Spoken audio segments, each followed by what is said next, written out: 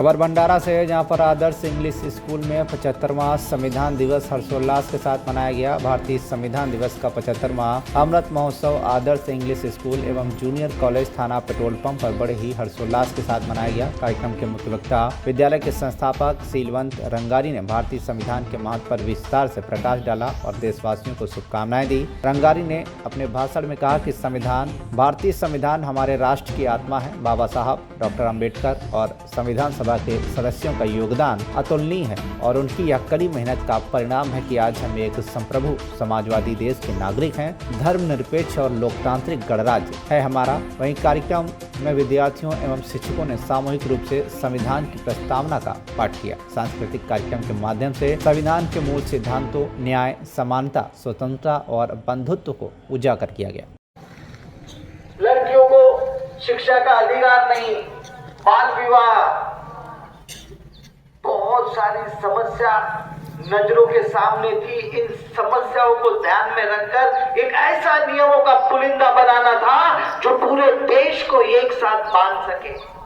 ये तो ऐसे ही हालात थे जैसे मोतियों का कोई हार टूट गया हो और मोती बिखरे पड़े हैं और इन बिखरे मोतियों को एक धागे में पिरोना है और एक माला बनानी है। ऐसी माला जो माला हमेशा के लिए बरकरार रहे, टूटे ना। एक समिति तैयार की गई, कुछ विद्वान लोग चुने गए भारत के,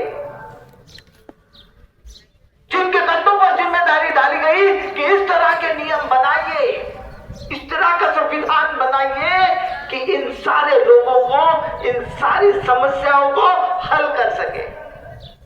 बहुत से लोगों ने प्रयास किया लेकिन समझ नहीं पा रहे थे कि इस सिचुएशन में हम इन सभी चीजों को एक साथ कैसे लेके आए। अंत में ये जिम्मेदारी डॉक्टर B.R. अम्बेडकर, यानी जिसे हम बाबा साहेब अम्बेडकर कहते हैं, उनके कंधों पे आई। उन्होंने दुनिया की बहुत सारी संविधानों का अध्ययन किया। सबसे पहले अध्ययन करने के बाद अपने देश के हालात कैसे हैं,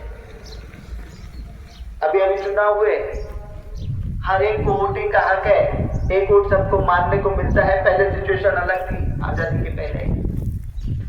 ऐसा संविधान बनाए, ऐसे देश का निर्माण करे जो देश आगे जाकर दुनिया में अपना नाम करे और सारे जाति धर्म, देखिए हमारे डाइवर्सिटी जिसे कहते हैं, विभिन्नता, हर चीज में विभिन्नता, जाति धर्म में विभिन्नता, भाषा में विभिन्नता, पहनावे में विभिन्नता, खान पान में विभिन्नता, हमारी जो परंपराएं हैं उनमें विभिन्नता। इन विभिन्नता में, डाइवर्सिटी में एक यूनिटी बनाना था, ऐसी यूनिटी जो बरकरार रहे। और आज ये माना जाता है कि दुनिया का सबसे बड़ा गणराज्य, गणतंत्र भारत है। वो जिम्मेदारी डॉक्टर B.R. अम्बेडकर इन्होंने बखूबी निभाई। एक ऐसा नियमों का पुलिंदा बनाया, ऐसी नियमों की किताब बनाई जिस किताब को लगकर सबके लिए कुछ न कुछ लिखा गया, सबका विचार किया गया और उस संविधान की किताब को तैयार किया गया।